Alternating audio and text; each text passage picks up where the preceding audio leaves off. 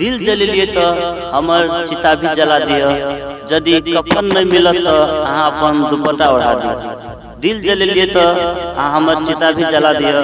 यदि कफन नहीं मिलत तो अहाँ अपन दुपट्टा ओढ़ा दिया।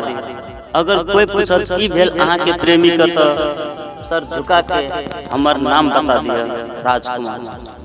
सुबह लिखे छी, शाम लिखे छी, हमर हर दिल पर सिर्फ अहीं के नाम लिखे छी। सुबह लिखे छी, शाम लिखे छी, हमर हर दिल पर सिर्फ अहीं के नाम लिखे छी। हर रात दिन हमर आँख में सिर्फ अहीं के तस्वीर देखे छी। उ एहन कोनो सुबह शाम नहीं हेते जे हम अहाँ के याद नहीं करे छी। कल कहे सो आज कहे, आज कहे सो अब, कल कहे सो आज कहे, आज कहे सो अब। नेटवर्क बिजी हो न जाए कल, फिर हैप्पी न्यू ईयर कहेगा कब। गर्लफ्रेंड अपनी हो या पराई हो, गर्लफ्रेंड अपनी हो या पराई हो, नया साल आप सभी को बधाई हो।